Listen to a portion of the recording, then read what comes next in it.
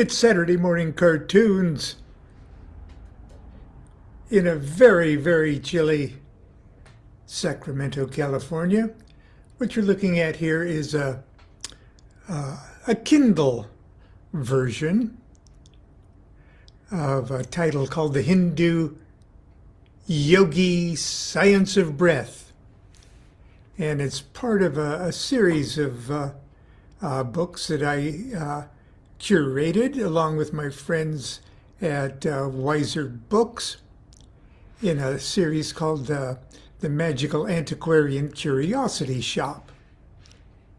Now, I know I titled today's little Saturday morning cartoons Yogi Ramacharaka and Me, but if you look at the bottom there, it says William Walker Atkinson and Lon Milo DuQuette. Well, William Walker Atkinson was a very prolific writer, and he wrote books around the turn of the 20th century on Oriental yogi mystic kind of subjects. The science of breath, the Hindu water cure, and I think it's 14 Lessons in Oriental Occultism, the astral world. But he wrote as Swami Panchadasi and Yogi Ramacharaka and a couple other wild-sounding names. But anyway, and why I think it's kind of fun today for Saturday morning cartoons is because I first started to do my yogic practices with my brother Mark in the late summer of 1966, and in his living room on Saturday mornings, practicing our yoga postures and our pranayama while watching Saturday morning cartoons. The one that sticks out in my mind as I was trying my early pranayama exercises was George of the Jungle.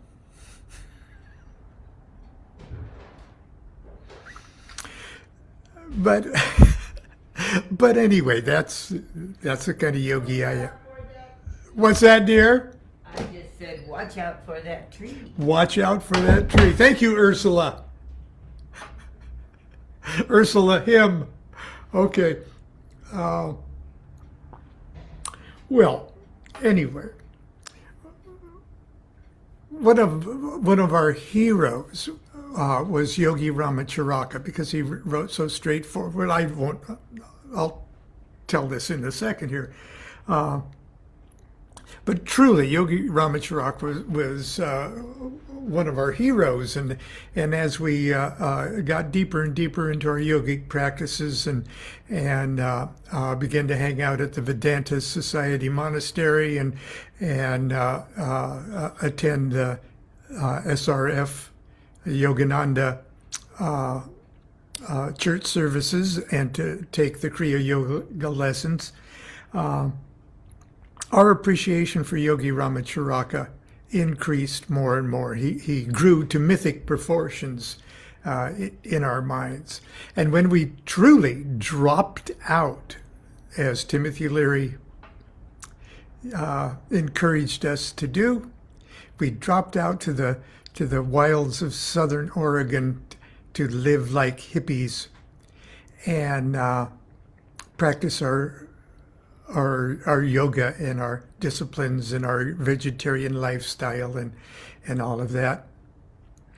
And we proselytize the works of Yogi Ramacharaka with our hippie informal commune type colleagues up there in Tequilma, Oregon.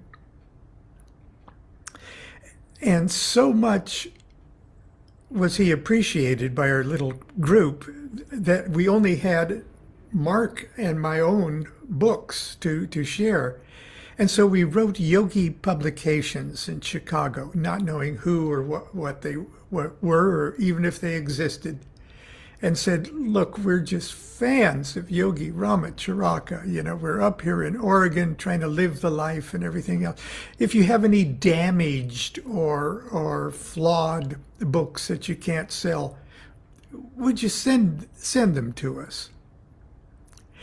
And it wasn't too many weeks later that we got a box of books from Yogi Publication, with books by William Walker Atkinson,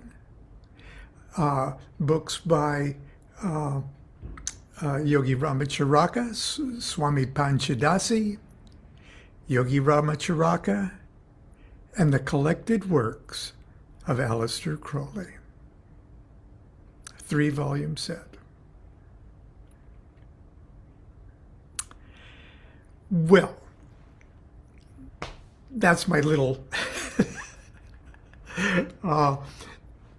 Of course, we didn't stay too long in Oregon because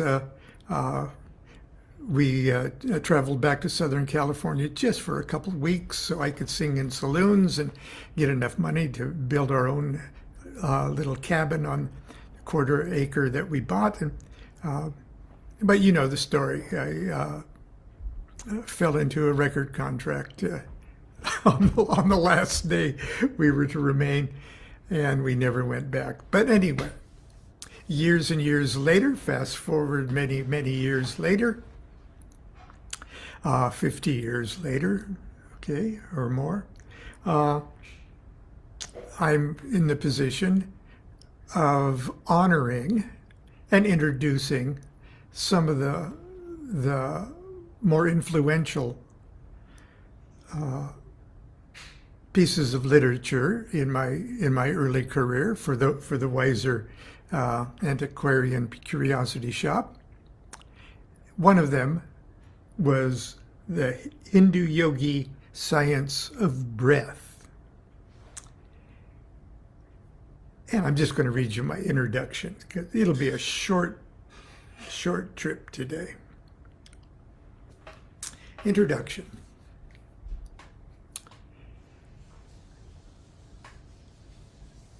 It's sort of a poem called King's College Chapel. For mind and body alike, there is no purgative like pranayama, no purgative like pranayama. For mind and body alike, there is no purgative, no purgative like pranayama, pranayama. Yea, for mind and body alike, there is no purgative, no purgative, for mind and body alike, no purgative, like pranayama. No purgative for mind and body alike, like pranayama, like pranayama, pranayama. Amen. That, of course, was from Aleister Crowley's The Book of Lies. The subject was pranayama. In 1966, I graduated from high school in Columbus, Nebraska, and immediately returned to Southern California, my birthplace, and the place that had been my home for the first 7 years of this incarnation. It was an exciting time to be young and alive. I was a fledgling musician and songwriter, and the Los Angeles area, along with San Francisco, was at the time the mecca for political activism. The war in Vietnam was violently polarizing the country, and music, and the revolution in human consciousness we now refer to as the psychedelic 60s. My brother Mark, who was 6 years older than I, had moved back from Nebraska and was busying himself with guns, motorcycles, marijuana, and cool music. I moved in for a few months with Mark and his wife in Costa Mesa while I sang illegally, because I was underage. I sang illegally in saloons and involved myself in the shenanigans of the local Students for Democratic Society, and pretended to study acting at Orange Coast College. It seemed that life could not get more colorful, interesting, or hip. Throughout my high school years, I had avoided completely the kegger parties and alcohol abuse that was enthusiastically embraced by my teenage and so to be cannon fodder peers. I thought drinking was unhealthy, dangerous, and stupid. But once back in California, I had no compunction whatsoever about experimenting with the various mind-expanding substances I had been reading about so much since the early 1960s. Marijuana, peyote, mushrooms, and LSD. I did not consider these to be recreational drugs, but rather true sacraments, mystic Eucharists, doors to altered states of consciousness such as those experienced by mystics, shamans, and holy people since the dawn of consciousness. In other words, I was serious about becoming a holy man. One dramatic result of my regular systematic experimentation with psychedelic substances was a heightened sensitivity to the effects of light, sound, and taste. I became acutely aware of what I did to and what I put into my body.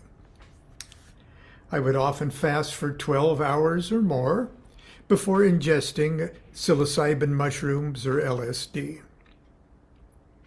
And I'd nurse a cup of weak tea during the sessions. I recall after a lengthy and particularly profound trip, my body told me in no uncertain terms, "I am now hungry." I made my way to a local hamburger joint and ordered my usual cheeseburger. I must have been still pretty high because when I bit into that pink and greasy slab of animal flesh, all my senses, indeed, every cell of my body recoiled in horrified revulsion. It was shortly after the nightmare at Burger Town that my brother Mark introduced me to two little books written at the turn of the 20th century. The first was called The Hindu Yogi Practical Water Cure by Yogi Ramacharaka. It was a real eye-opener.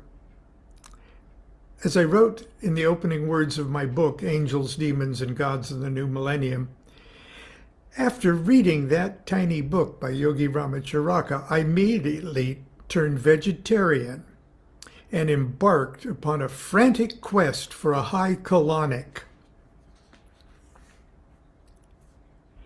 It's really a good book, but it really gets you thinking about a good cleanse. Okay. The second book was The Hindu Yogi Science of Breath, a complete manual of the Oriental breathing philosophy of physical, mental, psychic, and spiritual development. That's the whole title. A work that remains, in my opinion, one of the finest introductions to the practice of pranayama, breath control. The finest introduction ever written. These two works introduced to me Yogi Ramacharaka, and in the next few years, Yogi Ramacharaka would gently induct me into another world and another life. I was so taken with this man's avuncular wisdom and writing style that I read everything I could find by him. He wrote in such a casual and straightforward manner, so reasonable and logical. It was as if I were merely relearning the common sense theories and techniques that should be common knowledge and conventional wisdom to everybody. As my studies evolved, I became familiar with the life and works of other great yogis of the 19th and 20th centuries. Paramahansa Yogananda, Sri Ramakrishna, and Swami Vivekananda. I searched in vain for clues as to the background and identity of my beloved Yogi Ramacharaka. On the bookstore shelves, his works were nearly all surrounded by a body of small and similar bound texts written by others of the New Thought movement of the early 20th century. Theron Q. Dumont. What a great author. How do you do? I'm Theron Q. Dumont. Magus Incognito. Swami Bhakti Vishita. Theodore Sheldon. Swami Panchadasi and William Walker Atkinson.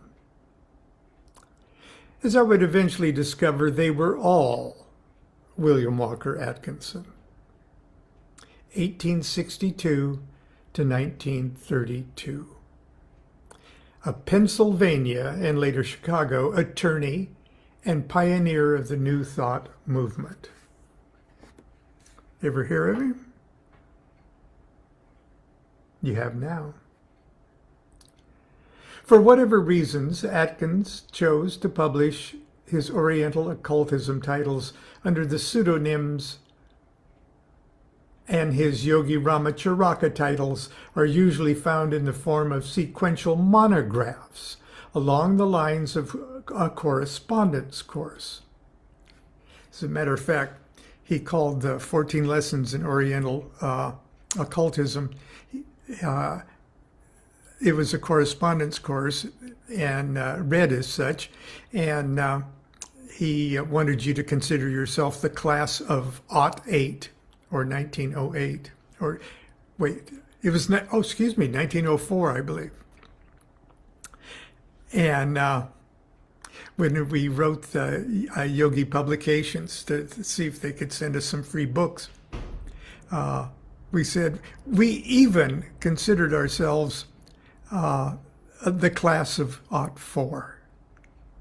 And we joked that our flag was an enema bag with '04 on. we hoisted a big red enema bag that said '04 on it. I doubt whether we actually did it, but we threatened to. Because of the Hindu water cure. Okay. Do I have to paint you a picture? Okay.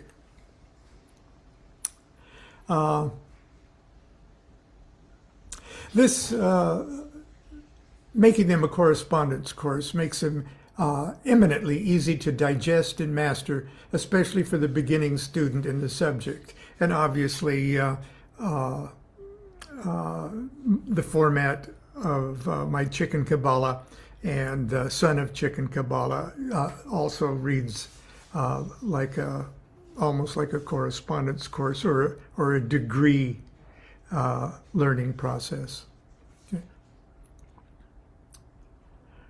They were my introduction to Oriental occultism, as it was called, and gave me a firm foundation for what would be my life work and my enduring spiritual passion.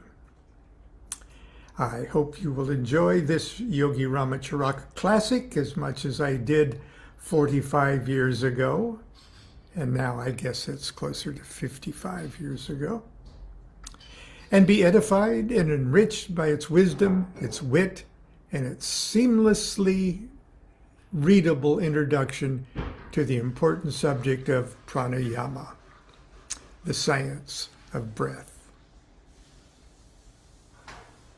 So that is my introduction to the Hindu yogi science of breath and my introduction to pranayama itself. Now, I thought this was going to be a short class. It's a normal class. And it's not a class, it's Saturday morning cartoons. Once again, if you are interested in the Hindu science of breath and have a Kindle, I think it's only like 99 cents here. Yes, this is what I'm getting rich on your purchase of this 99-cent Hindu water cure. But what's important is that you read it. Anyway, until tomorrow for Sunday school, continue to be good to yourself, be good to each other. Do what thou wilt shall be the whole of the law. Love is the law. Love under will. See you tomorrow.